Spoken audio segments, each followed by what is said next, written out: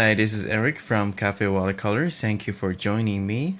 I am back to answer some of your questions about me and my watercolor, and as well as some of the painting that you want me to take a look at for feedback. So I'm going to just dive right in. So the first painting I'm going to talk about is from Gary, and he wrote, it's a painting I did from a photo I had taken. My problem is when I do a studio painting, I freeze up sometime, especially with the foreground becoming too tight and boring. Yet when I sketch particularly on cartridge paper, I feel much more relaxed and paint quicker and better effect happen.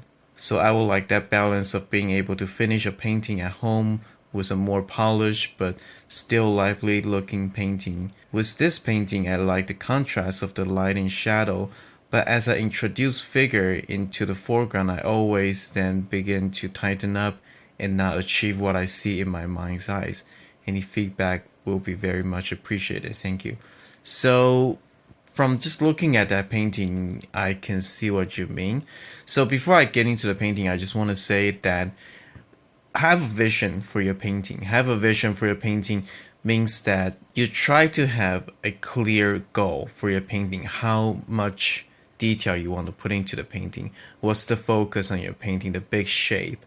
And then everything else should be supporting that. If you're caught up with detail instead of thinking about the whole picture, you can very easily lose in all the little details that you do. And the more detail you put in, more detail you're going to lose, because if you put details everywhere, you're going to lose the detail. Now, in terms of figure, it's actually one of the hardest things for me, because figure is something that is so small, yet it is so organic, and it's very hard to capture the movement and how to make them looking alive without making them look very stiff. And for me, that's a very challenging thing to do. So I feel like I'm just recently kind of starting to understand how to paint a nice looking figure in the paintings for a scenery painting.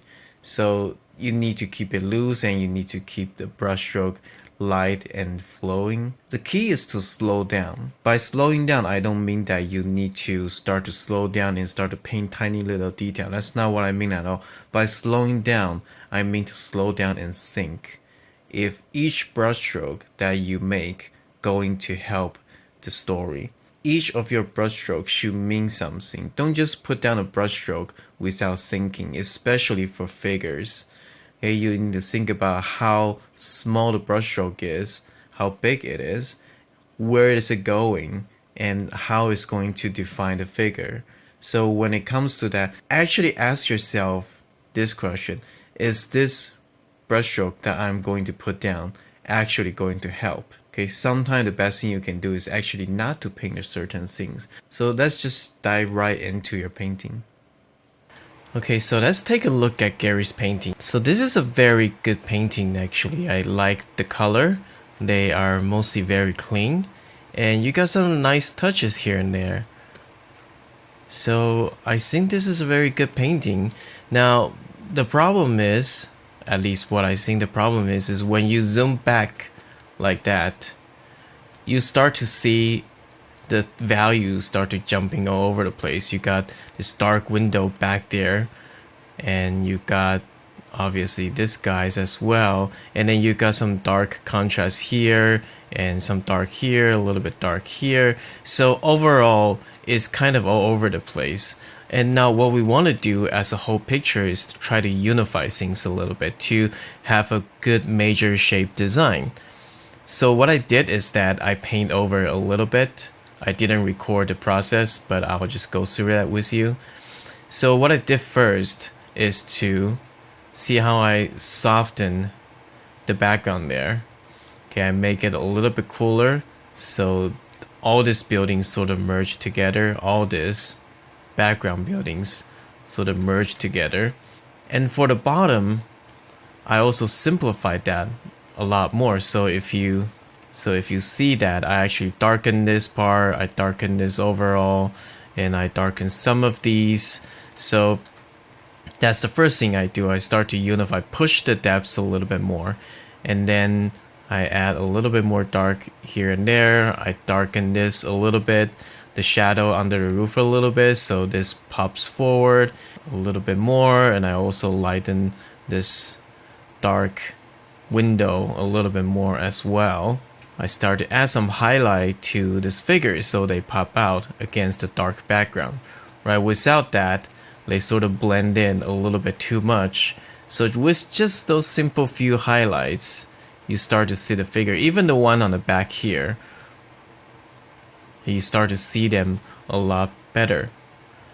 And I make this umbrella a lot more clear to read, right? So I see this umbrella right here. So before, this umbrella feels a little bit flat. After I add a little bit of light side and the dark side and just unify the values underneath, it feels a lot better, right? And I also start to add a little bit more highlight back to that. So the general rule of thumb is anything that's closer to you, you have more contrast, right? Anything that's further away from you, you have less contrast because of the atmosphere. So those are very important things to remember, even if you see your source photo is as contrasty as what you see here. You still want to sort of differentiate them a little bit. You obviously keep the contrast here because those buildings are a lot closer to you.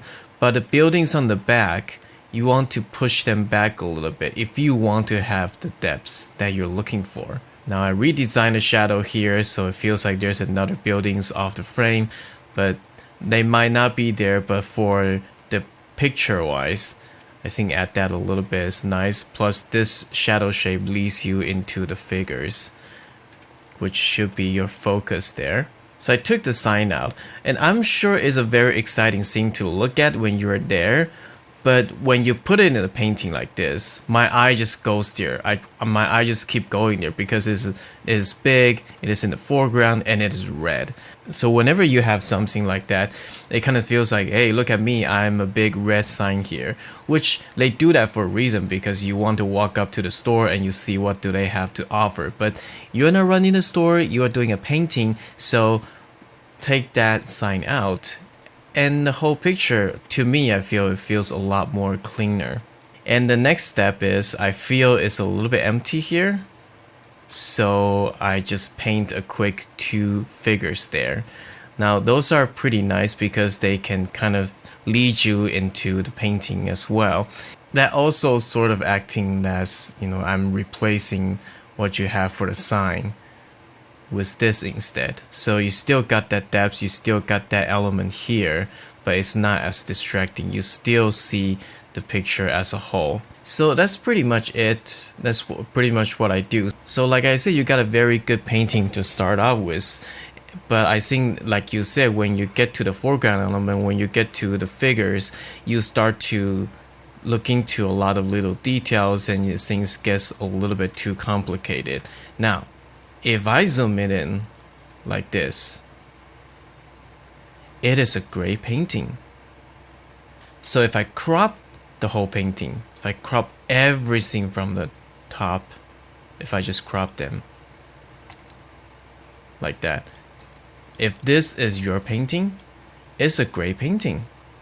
Like, I wouldn't change much, it's a great painting. Right, you got your figures here and they're nicely detailed, and you got like a background figure here, and you got some nice light and shadow going on the right, and the red sign is nice. I might still take that out, but now I might not, because it serves as a nice interesting element to it. So it's a great painting. But as soon as you look at this start to become too complicated. So it depends on your composition, right? As soon as I do that, now the painting, the big picture start to look a little bit more organized and cleaner. You got like a nice value shape that's going on like this, right? You got a major read here with something here to offset that big shape. So if this is the composition you're going for, then you want to unify some of the stuff here so the big shape read. But again, if you are zooming in like that, if this is what you want to focus on that. This this by itself is a great painting. So it's a very interesting thing. Like if you change the composition, you change the whole image. Okay, so this is my opinion. You don't have to agree with me, but this is what I would do if I'm doing this painting. Okay, so hopefully that's helpful for you, Gary, and I thank you for writing me, and I wish you all the best for your painting journey. Now, the next painting is from Carol, so this is what she wrote. I am very new to watercolor painting and find it significantly more difficult than oil and acrylic. Yes. I have attached a recent watercolor I did of a friend walking in a garden we visited.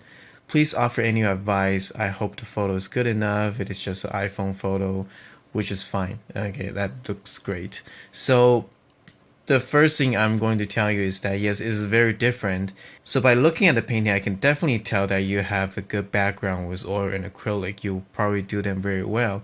So that is also the thing that you need to understand the property of watercolor. What's the strengths of watercolor? What can watercolor offer you that oil and acrylic cannot? Because I'm from an oil and acrylic background, and after that I work on digital a lot. So when I first discovered watercolor, it's really confusing to me. Like, how does this work? Why does it turn in this way? After I'm more familiar with watercolor, I can start to utilize the strengths of the watercolor. And by that, I mean specifically wet on wet. So I'll show you a little bit. I'll do a little bit of paint over with computer, but hopefully I can get my message across. So let's jump into it. Okay, so let's talk about this painting from Carol. So I definitely see the influence from oil and acrylic. I definitely see that you're coming from that background because I see a lot of opaque paint, and it seems like you're trying to render this grass with a lot of little brushstroke. Okay, I kind of see that here and all that. And same thing as tree, I see quite a few of brushstroke like that. You're trying to do a lot of rendering here, which can work pretty well with oil and acrylic, but maybe not as much in watercolor.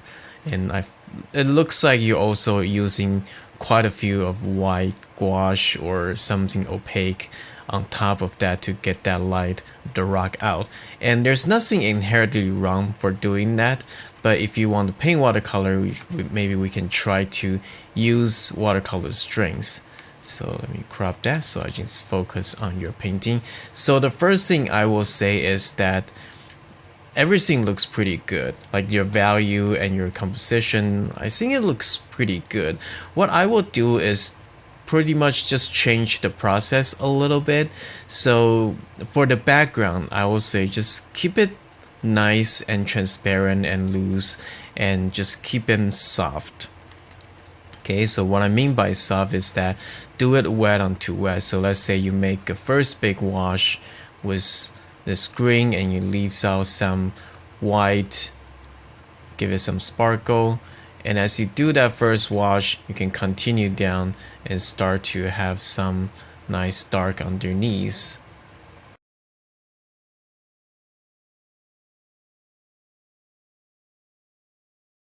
And while you do wet on wet, you can definitely start to put some different tones of green to that.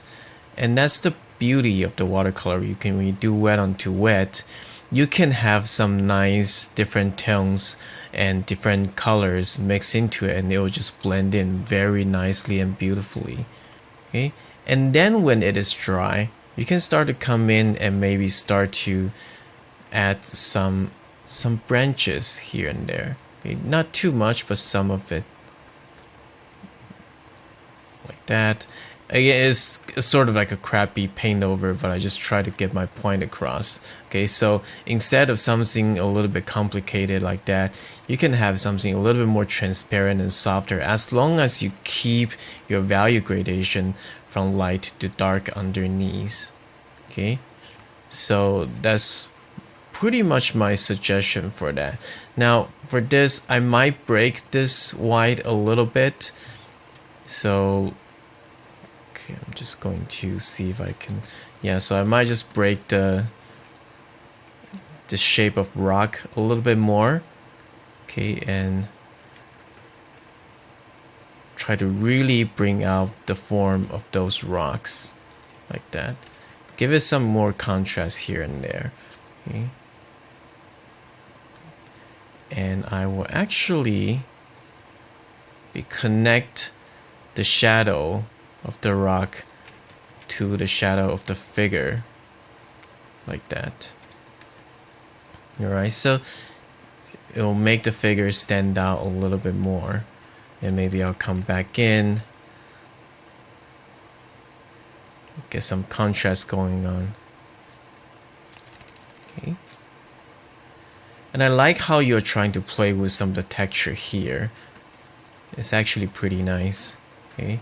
And another thing is, I think this is just personal preference. If I would have do that, I would actually darken this figure a little bit. Not too much, but to a point that we still kind of get that this person is wearing a white shirt, but is still getting a lot of lights.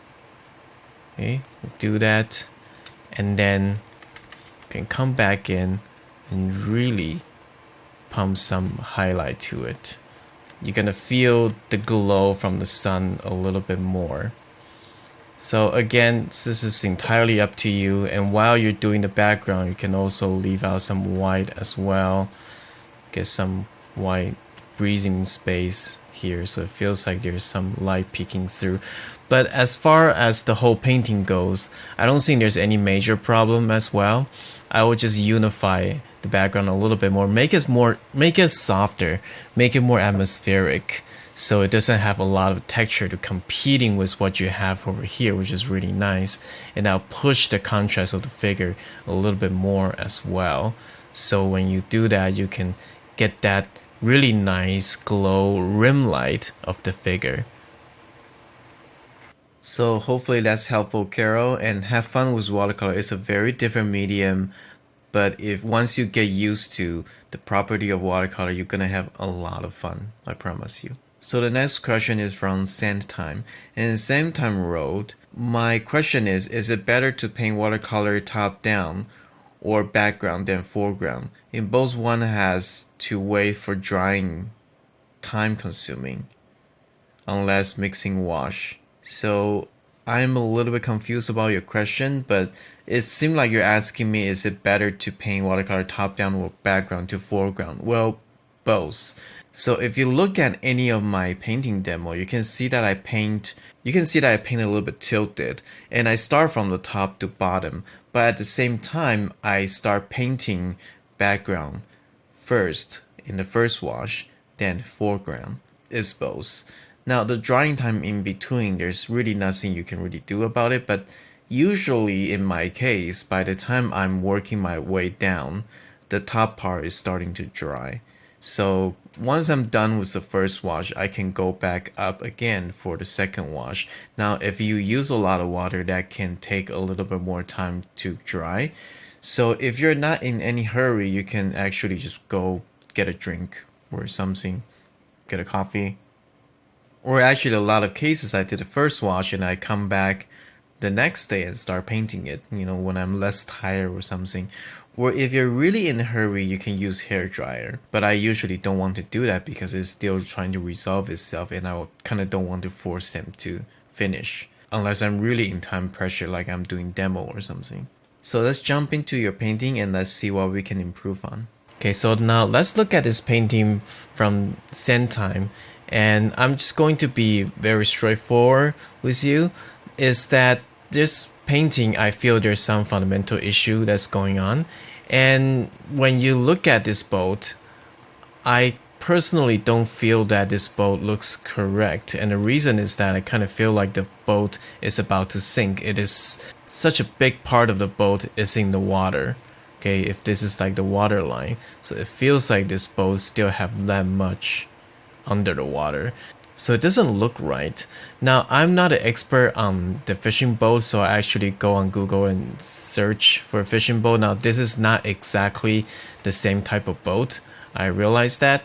But if we can just kind of compare this a little bit, okay, it's pretty much the same angle.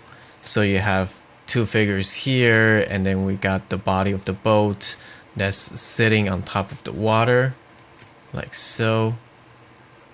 Okay, and the water is underneath here. We've got some ripples and things like that. So while your boat, it feels like when it gets to the rear side of the boat, things got shrunk down quite a bit. So unless the boat, if the side view, so unless the boat actually look like that, and that's the water surface, and there's the motor, which I kind of doubt it. So you might want to check your reference to see what does it look like and see if you can try to match what you're painting. So that's the first thing that pops out to me. So definitely start to think about, trying to learn a little bit more fundamental how the perspective work and stuff. Okay, so if this is I'm not sure where your horizon line is, but by looking at this, okay, it feels like your horizon line, okay, so maybe your horizon line is something like that, or maybe even higher. Okay, so if that is the case, the water line is not going to be flat like this. Okay, so if that is your horizon line, your boat will probably a little bit more like this. If you have like a 2-point perspective, it'll probably look a little bit more like that.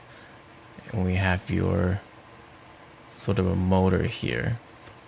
Okay, you need to get that right because they are all in different head levels. Okay, their head levels are here while their head levels are like here.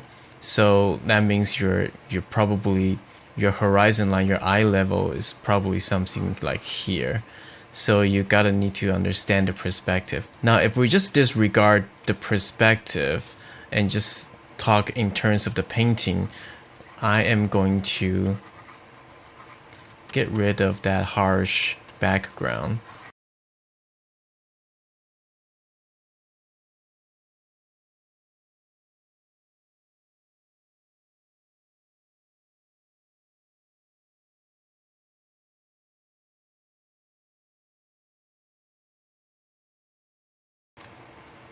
Okay, get the boat back, something like that. Okay, so that's the first thing I will do. Okay, so by just doing that, the painting already start to have a little bit more depth. Okay, this is really bothering me, so I'm going to do a really quick paint over.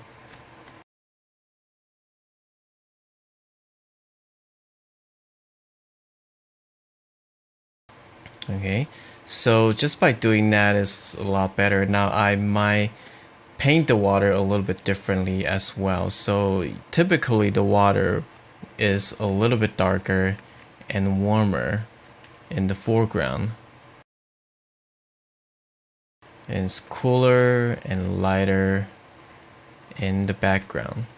Okay, so typically the water is a little bit more like that. Okay, I can make it a little bit less transparent so I keep some of your texture on the bottom.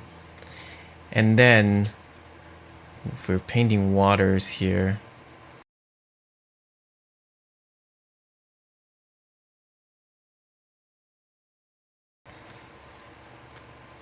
a little bit darker for the area that is contacting the boat.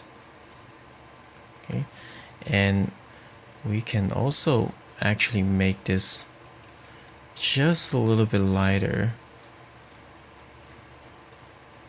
for the reflection of the boat.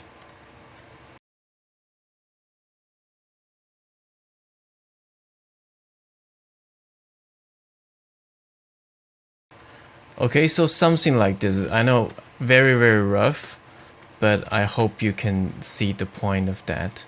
Okay, so a couple of things in this painting that I definitely want to address. First is your fundamentals, right? Obviously the boat doesn't look correct and it's a little bit confusing. I'm not sure where your eye level is, but in terms of painting, get your depths across. I actually might even simplify the boat on the back a lot more, so I will actually probably like unify this guy a little bit.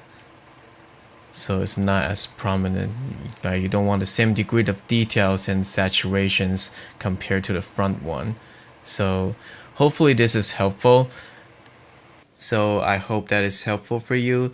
The time is really limited, so I'm not able to cover a lot of stuff, but the main thing is try to work on your fundamental. There's something in your painting that's fundamentally incorrect. And no matter how well I can paint over that, it's not going to help the fundamental issue. So definitely go to that, learn some perspective, and just learn how to put forms in the 3D space. That's very, very important. And choose a subject that's easier to work with. Okay? So the next question is from Dominic. So he says, so my question is about skin tone. I have a hard time hitting it right in terms of value and chroma. The hue is simple, but chroma in light and the chroma in the shadow is something no one talks about. I'm including two of my bad painting as example. In the female head, I did 2 washes and hoped to get enough saturation but went overboard. In the male head, it's the opposite. I did not do a strong enough wash and end up drawing the line in the face with the paintbrush to give it some relief. I'm not asking for color recipe, I'm asking how to lay washes on the face or the body. Is it better to do it all in one single wash, or is it better to layer washes? If so, in what order? How dark should the initial wash be? How many wash are okay? Not too many? Okay, so that's a lot of question, and it goes into portrait. Now, not that I don't want to answer any question related to portrait, but portrait is its own subject to tackle. So when you see me approaching a portrait painting versus a scenery painting, I approach them quite differently. Now, the same things still apply. The first wash, the second wash, and the third wash. So it will be a little bit different. But in case of scenery, it's all about big picture, the atmosphere, the depths. For portrait, it's more about the form. So to answer your first question, how many layers should you paint for a portrait? Now, it varies, but I personally try to keep it under 4. But it can be very misleading when you say 4. So, okay, so you can glaze over the face 4 times. That's actually not what I mean at all. The fourth wash is actually the very dark part of the face, like the shadow in the corner of the mouth or just the eyelid or something. Just like the pupil, which is very, very dark, the eyelash, if it's the dark eyelash, and maybe some of the hair. And so the fourth wash is actually very, very little, just only a few parts of the very dark accent, and that's it. Okay, the most job you're going to do is the first 2 wash. So in your painting, you say you do 2 wash. My guess is you make it too opaque. You didn't have enough water for your first 2 wash, so that's how it gets so saturated and dark. So let's jump into it. Now, the first thing I realized is that, like you did mention that, yeah, you go a little bit overboard on the saturation of the face, and I agree. It seemed like you got a nice first wash going on here. It's nice and transparent, but you said you have 2 washes. So maybe when you're doing 2 washes, you do a little bit too much red here. So that doesn't help the portrait. But another thing I kind of realized is that, so this goes a little bit into the portrait fundamentals, so I'm not going to go too much detail on that. Because it can get a little bit more technical. It feels like the lighting is a little bit confusing. I'm not sure if the lighting is from here. If the lighting is from top left, then you might need some lighting that's catching here on her cheek, and also some lighting on her nose as well. So that's just the thing that I kind of observed. So you definitely should have a little bit more lighting on her cheek. Okay, so even if I just follow your color tones here, I'm just picking up the color from your painting. I'm not changing the color at all. Okay, it seemed like this should be how it looks like. Again, I don't have the reference, so I cannot say for sure. Some shadows underneath here as well, something a little bit darker. I don't know, again, because I don't know the reference, but it looks like you need to define the shape a little bit more. But the second thing I find out is that you're painting lines. So if you look at your eyebrow, your eyelid, your eyelash, and if you look at something like this, and this, and that, it looks like you're painting lines. And when you're painting a portrait, you want to think of them as shapes, as value shapes. So even if something as thin as like an eyelid or eyelashes, you actually want to think of them as shape.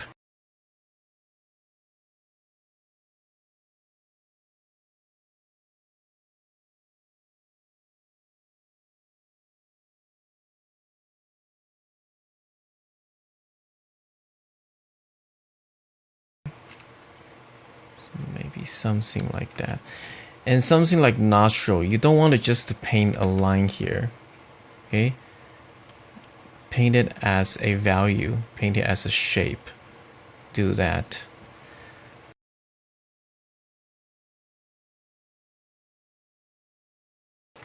The reason you don't want to paint line is that you don't want everything to look separated. This looks like a cutout. This feels like it is not, it feels like it's on the face and somebody draw that on the face. But you want to show the form. You want it to belong to the face. It's that you have some shadows next to the nose and it goes down into the chin here like that. Now you can soften this quite a bit. Okay, I mean I can do this painting forever, but I think you see the point, right? I think you understand what I mean by that. So it does feel like you understand some basic head human face anatomies, right? Right? And when I'm looking at this, I can see that you're doing some planes. You do understand the anatomy of human face, and you are trying to paint those planes. But I think as a whole, you want to unify your face a little bit more. You want to paint shapes. So always think about painting shapes instead of painting lines. Yeah, keep the value light. Something about watercolor portrait is that you want to keep the value as light as you can. You don't want to go very, very dark unless you can do it very cleanly. And most of my portraits are 3 to 4 layers the most. Let me see if I can bring out one of my portraits here. Okay, so I don't paint profile a lot, but this is one of the painting that I did. So if I zoom it in like that, you can see that I don't really paint a lot of lines, right? They're shapes. Now this is a lot smaller than your painting, but see, I'm painting shapes. This like the eyelash, it goes out into like that. That's a shape. And notice how I connect the eyelid, the shape of eyelid, into eyelash and onto the bottom of the eyelid. Right? So I merge that into one shape.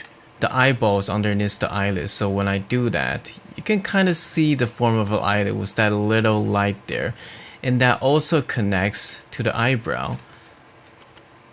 So you can see it separated, but you also see some soft transition here. Okay, so the nose, see, it's a shape. Like I put like maybe one brush stroke like that. It's a shape.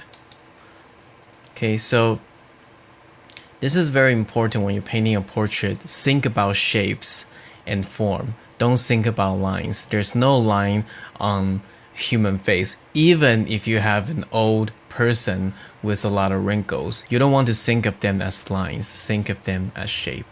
That's quite a few of painting for this video, and I hope that you find it helpful. I still have a lot of emails that I'm hoping to get to answer, but at the same time I might not be able to get to you all, so I really apologize for that. However, I do want to announce that early September, probably the Labor Day weekend, I'm going to open enrollment again for the workshop. So what workshop is that you're going to be in a closed group of maximum 10 people in it because I'm not able to handle more than 10 people because I'm not going to give you enough attention and help that you need. So you're going to be in a closed group that is privately accessed by you and me and other students that we can share painting technique and things like that. And if you have questions, you can ask me there and I will give you my feedback real time. So it's a great way to get more help from me personally, and I'll be able to invest a lot more time on you. So if you're new here, you're interested, definitely go to my website and sign up and I'll keep you updated. Again, thank you so much for watching. Have a fantastic day and I will see you guys again soon.